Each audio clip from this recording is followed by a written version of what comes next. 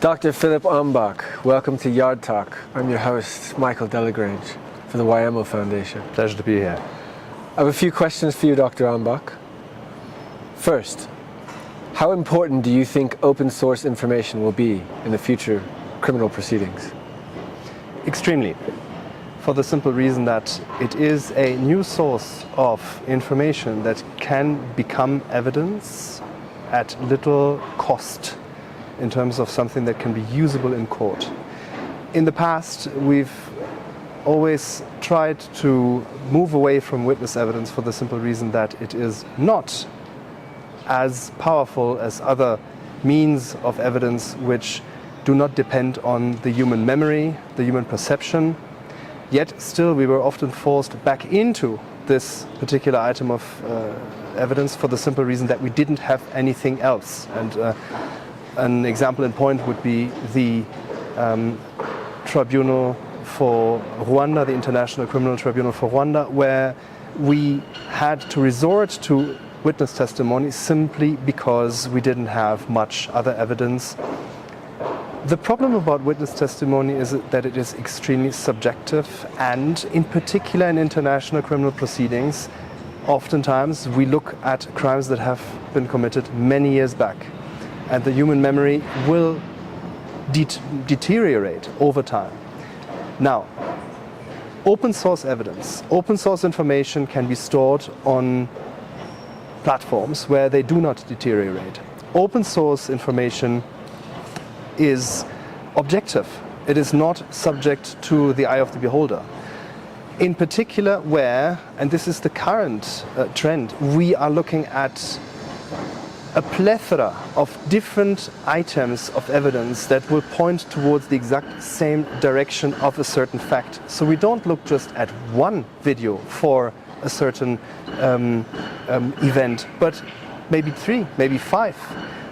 Corroborated by photos, corroborated by satellite imagery, we can actually paint a pretty complete picture of what happened in a certain crime event only through open source information. Henceforth, my prediction, it will become, if not the most important piece of evidence, or kind of evidence in modern international and national criminal proceedings for large mass crime perpetration. Now, what do you foresee as some of the main challenges for admissibility and using these forms of evidence in both international and national criminal proceedings? I foresee 2 interlinked challenges. The first challenge is that we need to educate the ones that use such evidence in the courtroom what exactly it is that they're using. This starts with the investigator to understand what he or she needs to find. It continues with the prosecutor to properly introduce this evidence in the courtroom, and it ends with the judge to understand what exactly that evidence is, how this evidence is to be evaluated, and again, what the potential pitfalls are in terms of, and that leads me to the other challenge, how to actually ensure that the evidence hasn't been tainted, hasn't been changed from its original state. Here we require technical solutions to ensure that certain evidence that is being brought to the court actually fulfills these criteria of authenticity. And we need to ensure that these standards can actually then be also brought into the courtroom so that the judges will make their appreciation of this evidence based on the applicable standards on authenticity in order to make their assessment to the probative value of these pieces of evidence. Do you see a role for open source information in your work in the victims' participation and reparations section at the ICC? Yes, I do. Not to replace the victims' voices that we record and that we try to bring into our database in order to have the most immediate and clear statement of the victim itself as to what happened.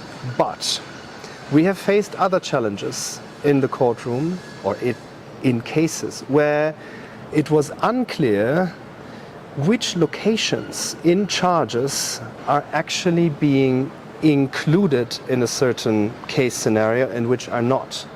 So we had faced the problem that we interviewed victims who told us about an attack that would fall within the charges only when they said where they were at the given time. It didn't fit with the exact location of what the prosecutor had indicated in the charging document.